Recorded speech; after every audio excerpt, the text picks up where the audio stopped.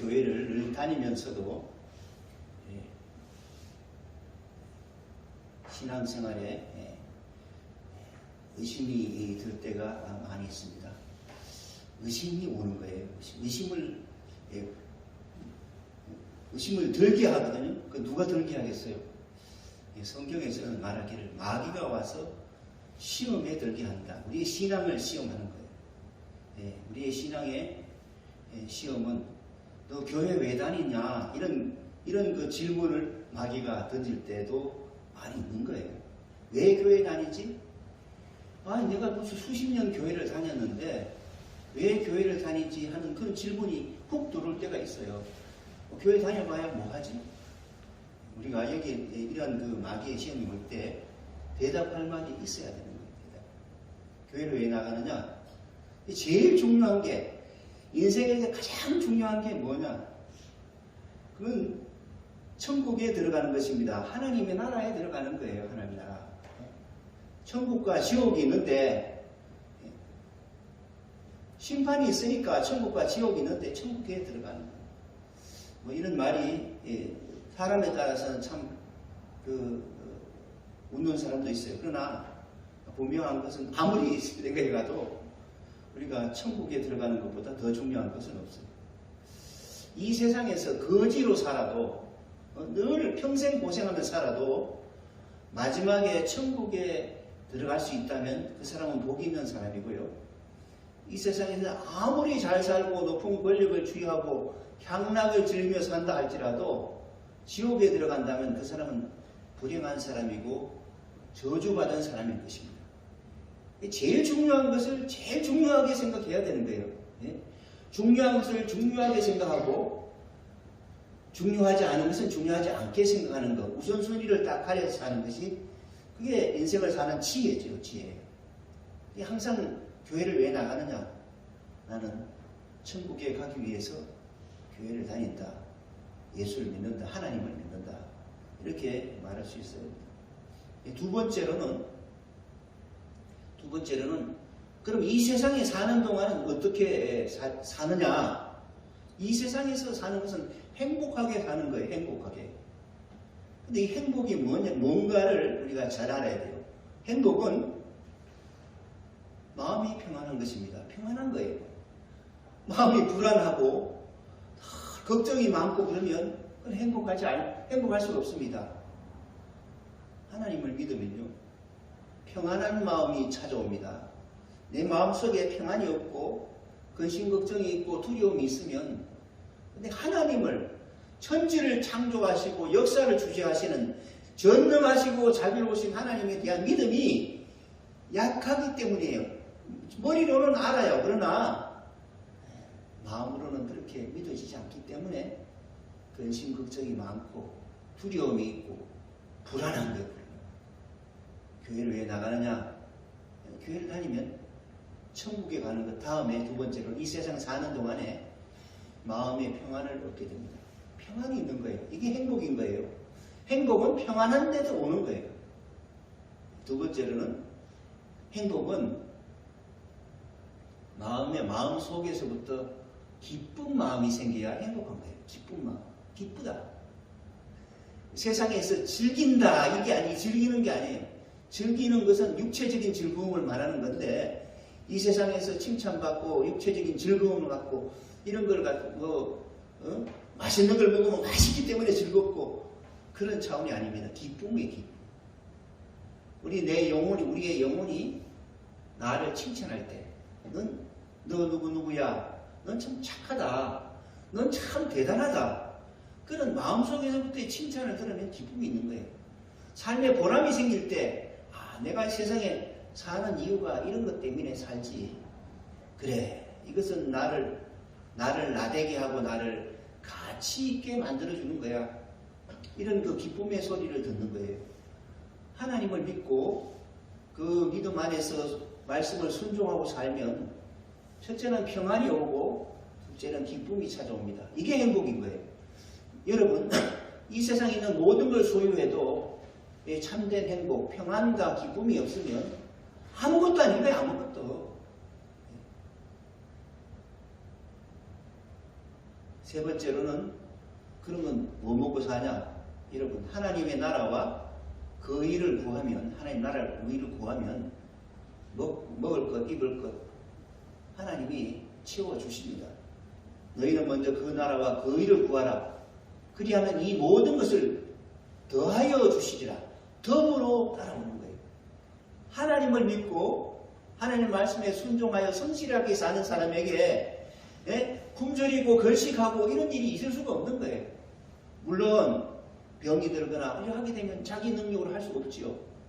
그러나 잘 먹지는 못할지언정 우리에게 필요한 양식, 일용할 양식은 하나님 먹을 것, 입을 것 채워주십니다. 사는 동안에 채워주신 것을 채워준다고 말씀하셨어요. 더하여 주시리라 이렇게 말씀하셨어요. 너희는 먼저 그 나라와 그 의를 구하여 그래야만 더하여 주시라. 수십 년 전 교회 장로고 권사고 이렇게 된 분조차도 때때로는 그 나이가 먹어가지고 목사조차도 노후에 어떻게 살까, 어떻게 먹고 어떻게 살까 걱정하는 분이 있어요. 그걸 걱정하실 게 아니라 나의 믿음을 걱정해야 되는 거예요. 내가 하나님을 의지하는가, 내 힘을 의지하는가, 하나님을 의지하는가. 내가 하나님을 믿고 의지하면 하나님이 나와 함께 하셔서 나의 삶의 길을 인도하실 것인데 그 믿음이 없으니까 걱정하는 거예요. 더하여 주십니다. 그 믿음이 없으면 걱정이 떠나지 않는 거예요. 걱정이 떠나지 않는 거예요. 뭐 먹고 살까? 무엇을 입을까? 무엇을 먹을까? 무엇을 마실까? 이런 것은 다 이방인들이 구하는 것이다. 믿지 않는 사람이 구하는 거예요. 믿는 사람은 하나님이 예수님을 통해서 말씀하시는 거예요. 공중나는 새를 보라. 들에 피는 백합화를 보라. 새들이 말이야 걱정하면서 그렇게 사냐 말이야. 백합화가 그 아름다운 옷을 입었어도 그 근심 걱정하느냐. 새보다도 백합화보다도 풀보다도 더 귀한 게 사람인데 하나님 얼마나 귀하게 여기시는데 하나님이 안 먹이시겠느냐. 얼마나 귀한 말씀이에요. 그렇게 믿을 때 우리가 마음의 평안이 오게 되고 그 말씀에 따라 하나님 나라와 그 의를, 하나님의 의를 구하고 사는 삶 속에 행복이 있고 평안이 있고 기쁨이 있는 것입니다. 교회는 취미로 다니는 게 아니에요. 천국에 가기 위해서, 그리고 마음의 평안과 기쁨을 얻기 위하여, 그리고 하나님의 말씀을 따라 순종하고 살 때에 우리의 삶의 필요가 채워지는 것입니다. 꼭 잘 입어야 됩니까? 꼭 잘 먹어야 돼요? 꼭 좋은 덕질은 집에서 자야 돼요? 먹을 것, 입을 것, 마실 것 필요한 만큼만 채워지면 되는 거예요. 우리가 매주 주기도문을 우리 공동기도로 우리가 깊이 기도하는데 주기도문에 가르치는 내용을 나의 소원으로 삼고 사는 사람에게 불안이 없습니다. 우리에게 일용할 양식을 주시오고 갔잖아요. 일용할 양식. 우리에게 필요한 양식. 밥 3끼 먹고 생존을 할 수 있는 생명이 있으면 되는 거지. 지금까지 저도 이렇게 살아오면서 어쨌든 일용할 양식 먹고 살았어요. 앞으로 남은 세월도 하나님 먹여주실 것입니다. 하나님 나라를 구하고 그 일을 구하는 사람에게 그런 삶이 따라오게 된 것입니다. 인생의 목표는 그 부자가 되고 존경을 받고 그런 게 아니에요. 인생의 목표는 하나님을 믿는 믿음 안에서 하나님의 뜻을 따라 선한 삶을 사는 거예요. 선한 삶. 이웃을 사랑하며 잘못을 용서하며 때때로는 참아주면서 기다리면서 그런 삶, 선량한 사람으로서 되어서 하나님의 자녀가 되어서 하나님의 사람이 되어서 하나님의 사람답게 사는 것이 인생의 목표가 되어야 됩니다. 그 목표를 향해서 열심히 달려가는 사람이 참된 신자가 되는 것입니다. 그러나 그렇게 하나님께서 그렇게 말씀하시고 그렇게 함에도 불구하고 여전히 많은 사람들이 하나님을 믿지 못해요. 하나님이 계시다는 것도 부정하고 하나님이 선하시고 인자하시고 오늘도 역사하시는 분이라는 걸 믿지 못해요. 하나님께서 우리를 사랑하여 우리의 죄를 용서하신 걸 믿지 못해요. 그래서 늘 근심과 걱정과 불안이 늘 따라옵니다. 너무 믿음이 적어서 어떨 때는 그 믿음이 생기면 평안해졌다가 어떨 때는 믿음이 좀 사라지면 또 불안해지고. 하나님은 큰 믿음을 원하시고 온전한 믿음을 원하십니다. 우리 더 큰 믿음을 위해서 우리가 기도하고 또 우리의 소원을 주기도문에서 가르쳐준 것처럼 하나님의 이름과 하나님의 나라와 하나님의 뜻을 위하여 인생의 목표를 두고 이렇게 살아야 돼요. 그게 신자예요. 그게 하나님을 믿는 사람이에요. 하나님 믿지 않는 사람은 맞는 사람을 왜 자꾸 바라봅니까? 이스라엘 백성의 역사를 보게 되면 이스라엘 백성들은 하나님의 은혜로 출애굽을 애굽에서 종사에서 구원받아가지고 가나안 땅에서 삽니다. 가나안 땅에서 살 때 삶의 원칙은 계명과 율법을 따라서 묵상하면서 그렇게 살아라 그랬어요. 그렇게 살아라 그랬어요. 그게 시편 1편에 보게 되면 복 있는 자는 악인의 죄를 따라가지 않고 의인의 길에 서서 그 율법을 주야로 묵상하는 자로다. 이게 뭔가 하면 구약시대에 율법을 지키고 사는 삶의 사람이 받는 복을 말합니다. 그 율법 속에는 하나님을 향한 사랑과 이웃을 향한 사랑의 정신이 담겨 있어요.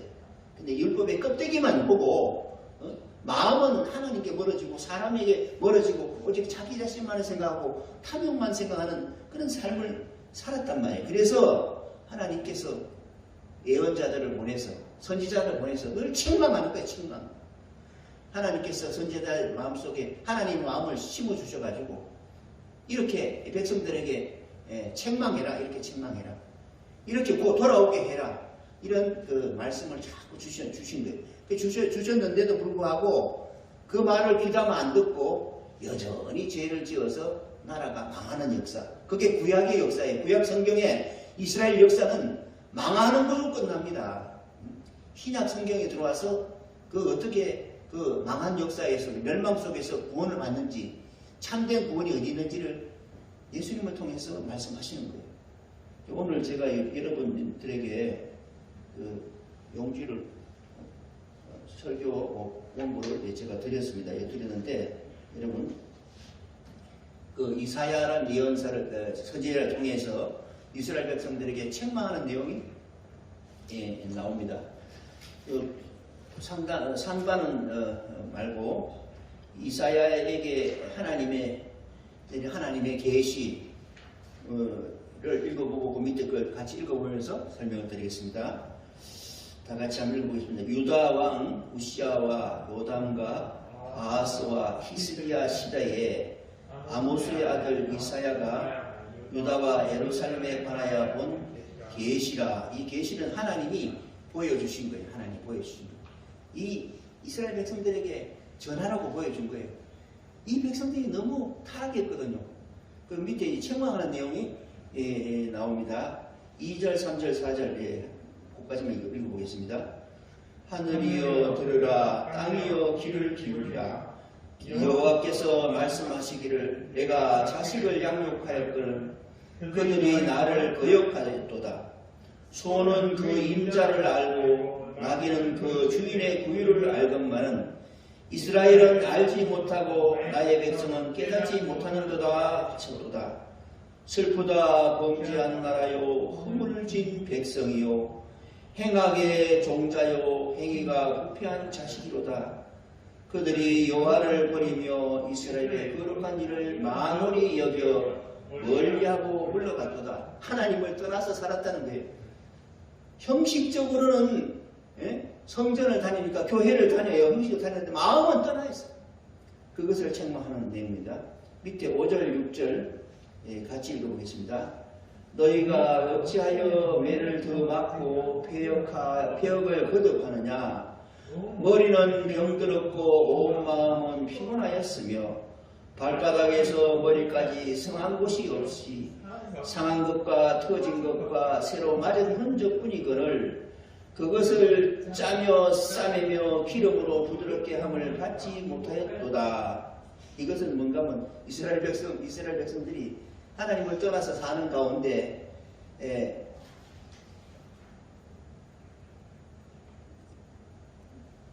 그 얻어진 결과, 그 결과를 갖다가 꼭 저기 아버지가 잘못한 자식에게, 부모님이 자식에게, 어린 자식에게 그 잘못을 고치라고 회초리 때리는 것 같이 얼마나 맞았는지 맞고 터지고 찢어졌어. 그런데 그 상처가 아프지 않으려면 옛날에는 기름을 발랐어요. 요즘 연고를 바르듯이 기름을 발라야 되는데 그렇게 바르지도 못했다.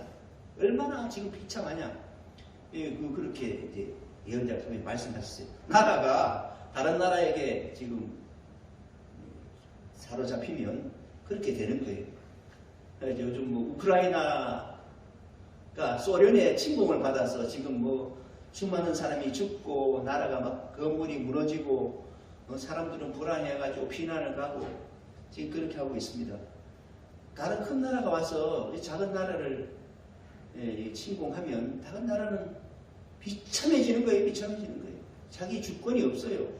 자기 생명을 자기 주장을 할 수 있는 게 없는 거예요. 그렇게 됐어요. 이스라엘 나라가 됐어요. 근데 왜 그렇게 됐느냐?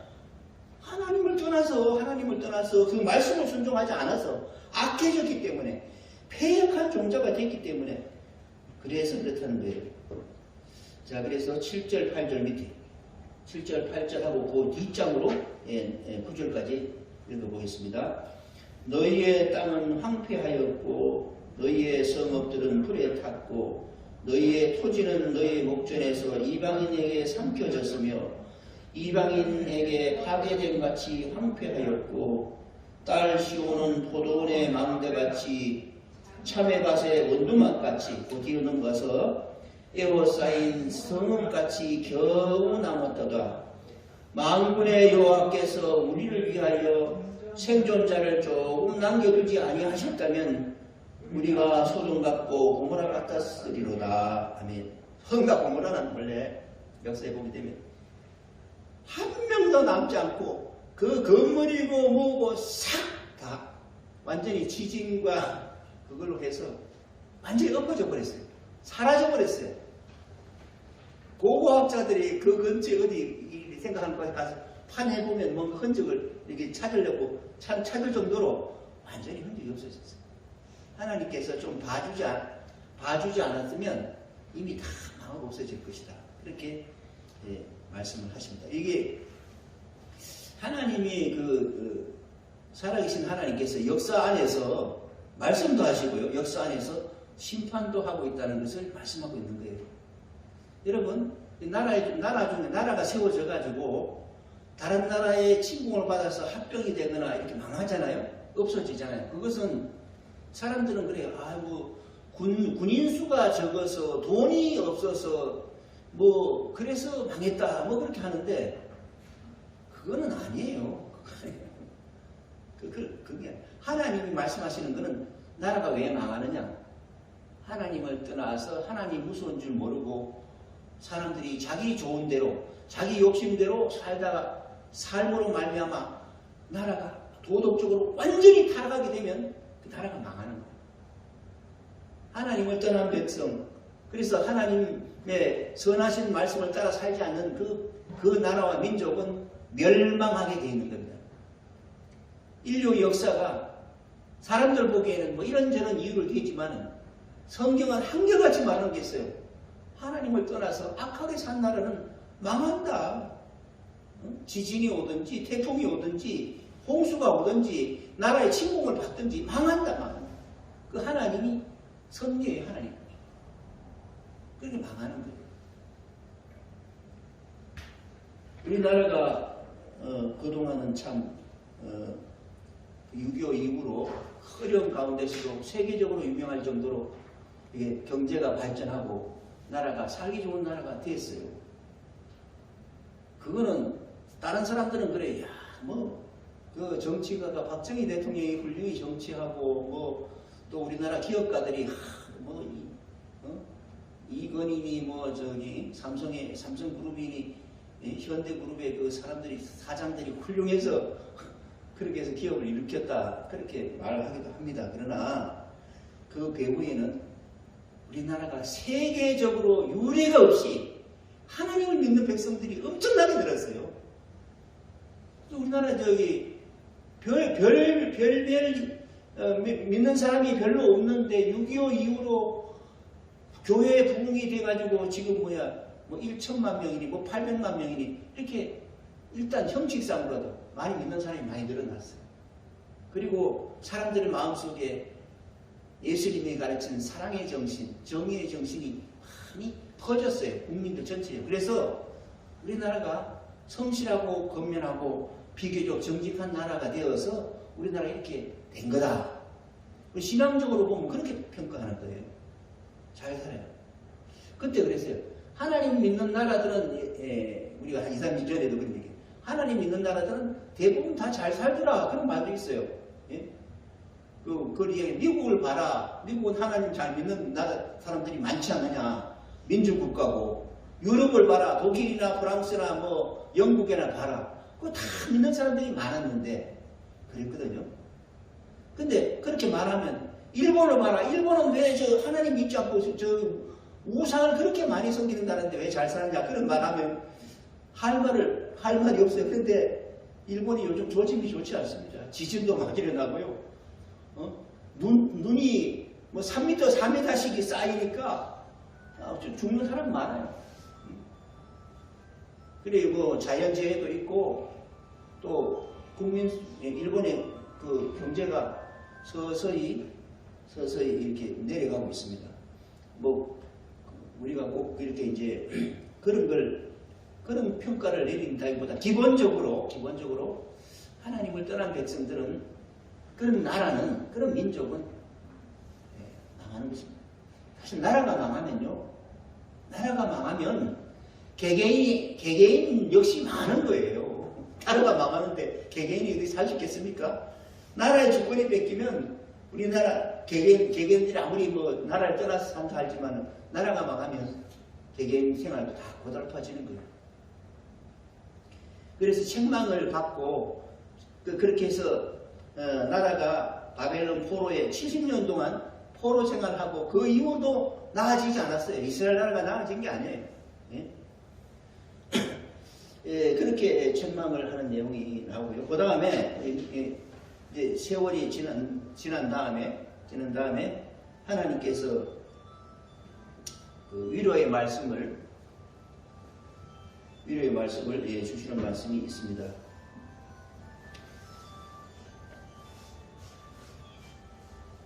3번 위로의 복음 소망의 말씀 같이 읽어보겠습니다. 이사야 40장 1절에서 2절 같이 읽어보겠습니다. 너희는 위로하여라. 나의 백성을 위로하여라. 너희의 하나님께서 말씀하신다. 예루살렘 주민을 격려하고 그들에게 일러주어라. 이제 복역기간이 끝나고 죄에 대한 형벌도 다 받고 지은 죄에 비하여 갑절의 벌을 주님께서 받았다고 외쳐라.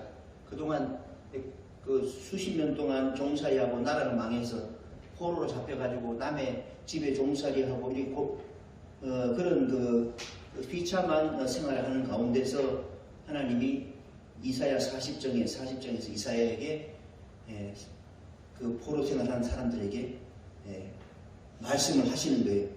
이제 백성들 그 상한 심령 그들에게 위로해라. 이제 너희들 지은 죄값 다 받았다. 그렇게 말해줘라. 이제 저 감옥에 갇힌 것 같다면 복역기간도 끝났다. 죄에 대한 형벌 다 받고 이미 지은 것 이상으로 갑절로 형벌을 받았다고 이렇게 외쳐라. 그 말은 뭔가 위로하라는 말이에요. 위로하라는 말은. 우리 사람이 알아듣기 쉽게 이렇게 이제 너희들이 지은 죄에 비해서 벌을 많이 받았으니까 이제 하나님께서 너희를 풀어주고 너희를 구원할 수 있는 기회를 주려 한다. 그걸 이제 먼저 이렇게 선포하라고 합니다. 그래서 이사야가 이 비참한 이스라엘 백성들에게 위로의 말씀을 선포하기 시작해요. 이 희망이 있다. 하나님께서 이제 여러분들을 다시 구원하시려고 한다 하는 말씀을 이렇게 선포하기 시작합니다. 그래서 포로 생활 70년 동안 고난의 삶 속에서 하나님 말씀이 이제 들리기 시작했어요. 들리기 시작할 때 이 말씀을 들은 사람들이 드디어 하나님이 우리 나라를, 우리 민족을 다시 구원하시려고 하신다. 이렇게 이제 사람들에게 널리 알려지게 됩니다. 그러면서 이제 오늘 우리가 성경 본문에 있는 말씀에 그 말씀과 동일한 말씀이 구약 성경에 나옵니다. 하나님의 약속은 변함이 없다. 이렇게 제목을 제가 달았는데 6절, 7절, 8절 같이 읽어보겠습니다. 한 소리가 외친다. 너는 외쳐라. 그래서 내가 무엇이라고 외쳐야 합니까? 하고 물었다. 모든 육체는 풀이요 그의 모든 아름다움은 들의 꽃과 같을 뿐이다. 주님께서 그 위에 입김을 부시면 풀은 마르고 꽃은 시든다. 그렇다. 이 백성은 풀에 지나지 않는다. 풀은 마르고 꽃은 시드나 우리 하나님의 말씀은 영원히 서 있다. 이렇게 이제 한 소리가 외친다 했는데 이 소리가 세례 요한이 자기가 그 소리라고 이야기해. 자기 자신을 소개할 때 요한복음에 보면 나오는데 제가 인용을 하지 않겠습니다. 넌 네가 그리스도냐, 네가 예언자냐 이렇게 물을 때 세례 요한이 요한복음에 보면 그런 말합니다. 나는 그리스도가 아니야. 내 뒤에 오실 분이 있는데 그분이 구세주야. 그분이 그리스도야. 이렇게 소개를 하고 자기는 아니야. 그런데 너는 그리스도도 아니면서 예언자도 아니면 선지자도 아니면서 엘리야도 아니면서 왜 세례를 주느냐 그랬더니 나는 물로 세례 줄 뿐이지 형식적인 절차를 따라 세례를 줄 뿐이지 내 뒤에 오시는 분은 성령으로 하나님의 영으로 세례를 주신다. 영으로 깨끗하게 하신다. 물로 깨끗하게 하시는 게 아니라 하나님 마음속으로 깨끗하게 하신다. 영으로 깨끗하게 그렇게 하시면서 돌리고 그럼 너는 누구냐 하고 물어봤을 때 나는 소리다. 광야에서 외치는 소리다. 나는 이 사명을 받고 이 예수님의 구세주가 오실 것을 백성들에게 준비하라고 그 준비하라고 오는 외치는 소리일 뿐이다. 소리다. 자기 자신을 소리는 그렇잖아요. 한번 던져지면 공중에 퍼져서 들리고 난 후에는 사라집니다. 나는 소리다. 하나님의 소리다. 그렇게 이야기합니다. 그래서 이게 외치는 자의 소리, 한 소리가 외치는데 그 내용이 뭐냐 하면, 광야에 주님께서 오실 길을 다 닦아라. 그런 말씀을 하시는 거예요. 그래서 주님께서, 구세주께서 오실 길을, 구세주가 오신다. 맞이할 준비를 해라. 이 말이죠. 마음에 맞 준비라는 얘기예요. 뭐 진짜 길 닦으라는 게 아니에요. 그건 비유적으로 표시한 거예요. 사막에 우리 하나님께서 오실 큰 길을 곱게 내어라. 사막은 길이 없잖아요. 모래가 휘게 날려드니까 그 위로 다닐 수가 없어요. 길이 안 보여요. 이 사막과 같은 데에다가 사막과 같은 그 인간의 마음속에 주님을 맞이할 그 마음의 배로를 만들어라. 이렇게 얘기합니다. 그렇게 비유로 다 표현하는데 비유가 너무 재미있어요. 모든 계곡은 메우고 계곡이 졌어요? 그러면 평탄하게 만들려면 계곡을 메워야지. 산과 언덕은 깎아서 계곡을 메우는 거예요. 평평하게 하고 거친 들은 평탄하고 돌이 많고 자갈권이 많으면 그걸 빼내고 단단하게 평탄하게 하고 험한 곳은 평지를 만들어라. 주님의 영광이 나타날 것이니 하나님의 영광, 하나님이 나타날 것이니 모든 사람이 그것을 함께 볼 것이다. 이것은 주님이 약속하신 것이다. 이렇게 외쳤는데 그 외친 말씀이 변함이 없다 이 말이에요.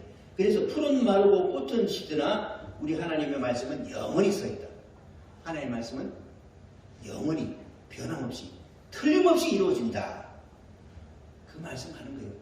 사람은 풀과 같죠. 그 영광도 풀의 꽃과 같은 거예요. 풀은 마르고 꽃은 떨어지지만 하나님의 말씀은 영영이 서 있는 것이다. 반드시 이루고야 만다.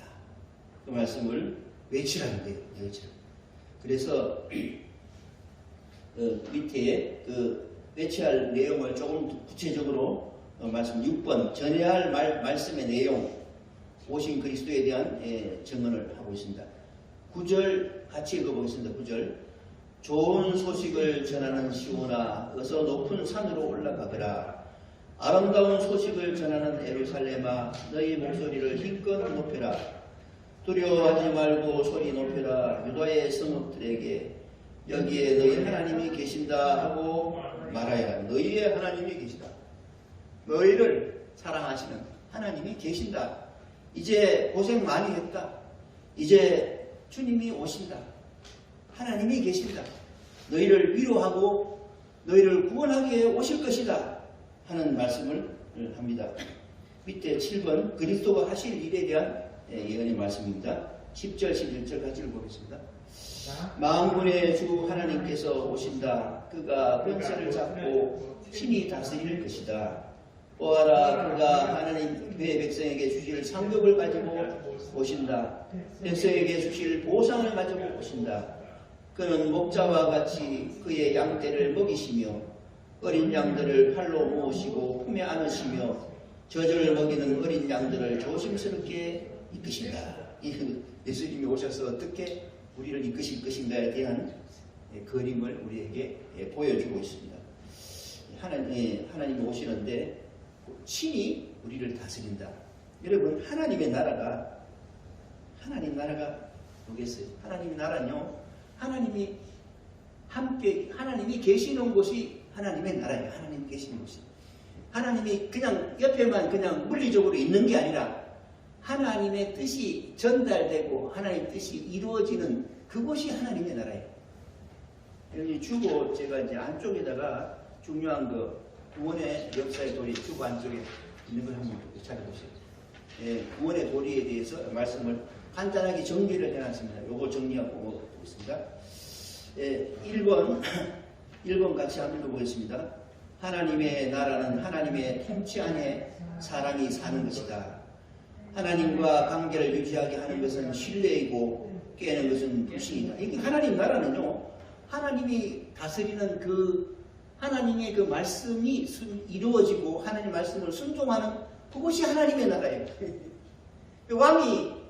왕의 명이 딱 떨어지면 그 명예에 받아 순종되면 그 왕이 그 말을 듣고 그 말을 따르는 나라가 그 왕의 나라인 것 같이 하나님의 나라는 하나님의 말씀이 하나님의 통치가 그대로 수용되어서 이루어지는 것이 하나님의 나라예요. 그게 하나님의 나라예요.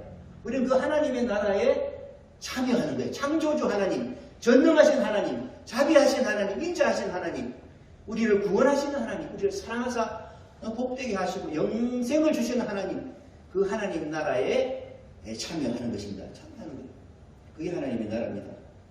근데 하나님께서는 그 나라에 들어가는 백성들에게 요구하는 게 있어요. 그 요구하는 내용이 그 밑에 있는 창조주 하나님 같이 읽어보겠습니다.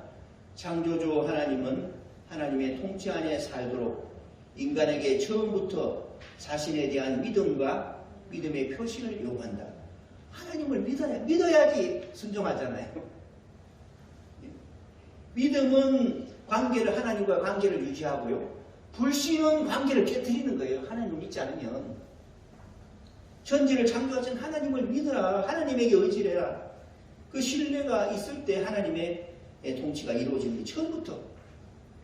2번 같이 읽어보겠습니다. 그런데 사람들이 하나님을 떠나서 삽니다. 하나님을 믿지 않고 자기 좋은 대로 살아요. 교만해진 거죠. 하나님을 불신하고 자기가 교만해졌어. 그렇게 살았어요. 이런 그 죄인들에게 하나님이 두 번째 요구하시는 게 있습니다. 같이 2번 읽어보겠습니다. 관계를 깨뜨린 죄인에게 하나님이 요구하시는 것, 하나님께 돌아오라는 의미의 회개와 하나님에 대한 믿음이에요. 이 회개라는 말은요, 돌아오라는 말이에요. 회가 돌아온다는 그런 의미에서 회개하라. 다시 해서 돌아와. 하나님께로 돌아와라. 어떻게 돌아오냐? 마음을 다하여 돌아오는 거예요. 그러니까 하나님이 죄인들에게 여전히 말하는 거예요. 잘못했어요, 과거에. 과거에 잘못했다 하더라도 그래도 돌아오라. 이게 회개예요. 그 돌아오는 표시를 믿음과 회개와 하나님의 믿음을 요구하십니다. 믿고 돌아오라 이런 뜻이죠. 돌아와서 믿어라. 또 믿고 돌아오라. 서로 순환되는 그런 내용입니다. 그래서 세례 요한을 통해서 회개의 세례를 선포했죠. 세례는 죄사함의 표시예요. 죄사함의 표시. 같이 3번 읽어보겠습니다. 죄사함의 표시로 세례를 세워주시고 우리로 세례를 받게 하시는 것은 하나님이 주신 사랑, 즉 용서의 복음에 대한 믿음으로 구원에 이르게 하기 위함이다. 하나님이 용서하셨다. 너희 죄는 이제 다 갚았다. 더 이상 너희들에게 죄를 묻지 않겠다. 이 용서하시는 말씀을 믿어서 그래서 구원받게 하려고 그렇게 해서 그렇게 하게 하기 위해서 세례를 주는 거예요. 세례는 성부와 성자와 성령의 이름으로 세례를 주잖아요. 깨끗하게 씻김을 받았다는 선포를 하는 거예요. 너희 죄가 아무리 더러워도 깨끗하게 해줄 것이다. 하시는 말씀을 하시는 것입니다. 여기에도 우리가 질문이 생깁니다. 그 밑에 3번. 하나님은 왜 율법의 조건을 성취한 사람에게 죄를 속량하지 않으시고 먼저 조건 없이 죄를 속량하신 후 나중에 영원한 속죄의 사실에 대한 믿음을 요구하시는가? 이런 질문이 생길 수 있어요. 율법적인 생각은 그래요. 먼저 잘하면 죄도 용서하고 너 잘했지? 그래 이제 용서하게. 사람은 그렇게 생각해요. 그러나 하나님은 반대로 생각합니다. 먼저 죄를 용서했어요. 다 씻었어. 그리고 내가 용서했다는 걸 믿어라. 그렇게 하신다는 거예요. 왜 그렇게 하실까? 그 밑에 내용이요. 그 밑에 내용.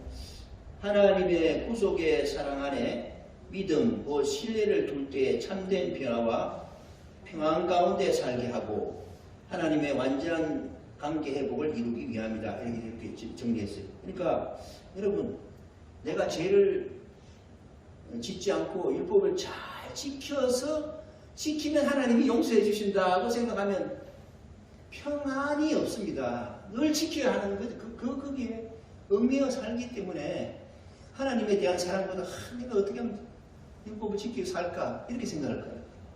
하나님 반대로 너희 죄는 다 용서받았어. 용서받았다는 사실을 믿어. 그러면 그게 은혜잖아요. 거저 주시는 바 은혜잖아요. 그 은혜 안에 살게 됨으로 말미암아 사람이 진짜 편안해지고 그 은혜가 성령과 함께 우리를 변화시켜서 우리하고 하나님께로 마음을 향하게 하고 하나님의 자녀다운 삶을 살게 하는 거예요. 그걸 말하는 거예요. 그래서 그렇게 하시는 것입니다. 밑에 이제 4번 같이 읽어보겠습니다. 죄인된 사람 자신이 근본적이고 내적으로 성령을 통하여 확실한 변화가 있어야 하나님의 이름이 진정 영광을 받고 하나님 나라가 완성되고 하나님의 거룩한 뜻이 이루어지는 것이다. 중요한 것은 사람이 바뀌어야 되는 거예요. 근본적으로 바뀌어져야 되는 거예요. 이 사람이 바뀌어져야 돼요. 사람이 바뀌어짐으로 어떻게 바뀌냐? 하나님을 믿는 사람, 믿음의 사람으로 바뀌어짐으로 믿음의 사람으로 바뀌어짐으로 말미암아 사람 자체가 바뀌어지는 거예요. 새 것이 되는 거예요. 그래야지 하나님의 백성으로서 하나님 나라에서 같이 살게 되는 것입니다. 자, 밑에 성경 말씀을 옛날 개혁판과 새번역, 공동번역으로 나란히 같이 나왔습니다. 같이 읽어보겠습니다. 그런즉 누구든지 그리스도 안에 있으면 새로운 피조물이라 이전 것은 지나갔으니 보라 새 것이 되었도다. 그 밑에 누구든지 그리스도를 믿으면 새 사람이 됩니다. 낡은 것은 사라지고 새 것이 나타났습니다. 여러분 그 믿음으로 새 사람이 되는 것입니다. 하나님을 믿으면 내 속 사람이 바뀌어지게 되는 거예요. 새 것이 되는 거예요. 새 사람이 되는 거예요. 새 사람이 되어서 삶의 목표가 바뀌어져서 이제는 삶의 목표가 하나님께 있어요. 내게 있는 게 아니라 하나님의 말씀을 순종하는데 그 목표를 두고 삽니다. 그래서 세상 사는 동안에 하나님을 사랑하고 이웃을 섬기고 사랑하는 데 삶의 목표를 두고 살게 돼요. 그게 새 사람이에요. 그게 새 사람. 새 사람으로서 하나님께 영광을 돌리는 것입니다. 이런 믿음, 이런 은혜가 우리 모두에게 있게 되기를 주님의 이름으로 축원합니다. 기도하겠습니다. 하나님 아버지, 고맙고 감사합니다. 참으로 부족하고 연약하고 믿음이 적은 저희들을 하나님 사랑하여 주시고 먼저 용서하여 주시고 먼저 깨끗하게 씻어주시고 하나님의 자녀의 신분으로 삼아주셔서 그렇게 삼아주시고 그 믿음 가운데 사는 우리에게 참된 구원과 행복과 기쁨과 평안이 있게 하심을 감사합니다. 이 세상 사는 동안에 하나님 말씀을 늘 듣게 하시고 순종하여서 그래하여 하나님께 영광을 돌리는 하나님의 사람 되게 하시고 새 사람 되게 하시고 주님의 이름이 높아지게 하는 귀한 역사에 동참하는 우리 모두가 되게 하여 주옵소서. 예수 그리스도 이름으로 기도하옵나이다.